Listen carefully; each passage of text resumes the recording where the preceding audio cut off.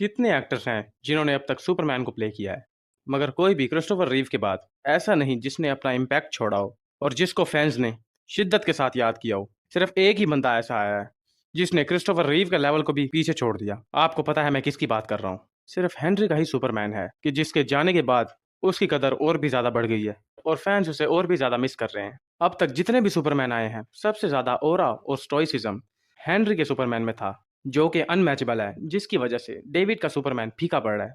Henry के Superman की जो कैमरा प्रेजेंस है वो इतनी हैवी है कि डेविड उसके आसपास भी नहीं। आखिर डेविड से लोगों को मसला क्या है जिसकी वजह से वो हेनरी के सुपरमैन जितना लेवल अचीव नहीं कर पा रहा। सबसे पहला इशू है डेविड के सुपरमैन की चाल। जिस तरह वो चलता है वो सबसे बचकानी चाल है, और दूसरा वो छोटी छोटी बात पे कोकी हो जाता है और चिल्लाने लगता है, जो कि सबसे क्रिंज है, क्योंकि ऐसी कोई भी हरकत हेनरी तो क्या हमने किसी भी सुपरमैन को आज तक करते नहीं देखी, जिसकी वजह से ये बहुत ही अजीब लग रहा है।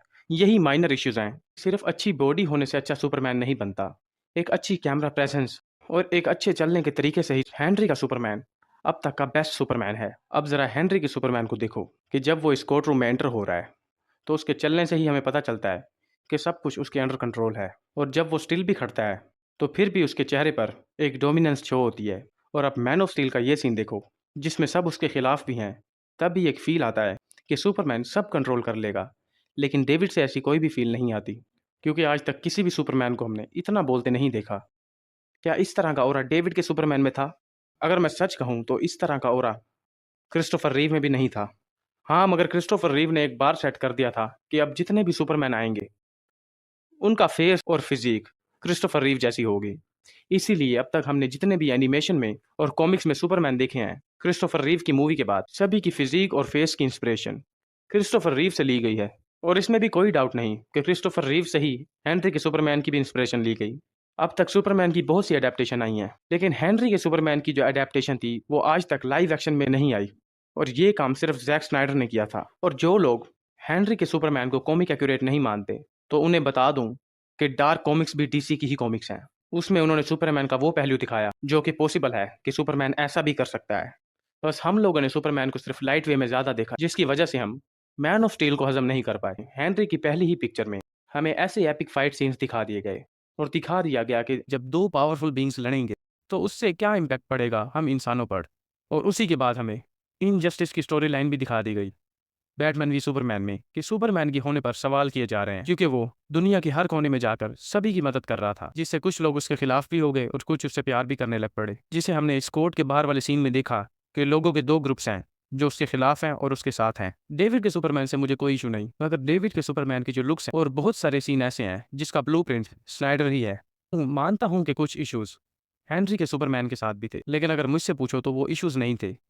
वो था अब तक का सबसे ज्यादा मोस्ट ह्यूमन लाइक सुपरमैन था, क्योंकि उसने पहली ही मूवी में अपने बचपन से लेकर जवानी तक बोली सही। और जब वो बार में काम करता है, तो जब बार में ये आदमी उसके साथ बोली कर रहा होता है, तो उस बार में बैठे दो मिलिट्री पर्सन्स उस बात पे हंस रहे होते हैं, जो कि हमें दिखाता है कि हम इंसान कितने कमीने हैं। जितनी बुराई उसने सही, उसके बावजूद भी वो हम सभी से बेहतरीन इंसान बना, और उससे अगली ही मूवी में इंसानों को बचाने के लिए अपनी जान दे दी। सिर्फ अच्छी हाइट और फिजिक से अच्छा सुपरमैन नहीं बनता, एक अच्छी प्रेजेंस होनी चाहिए, जो कि हेनरी के सुपरमैन में थी।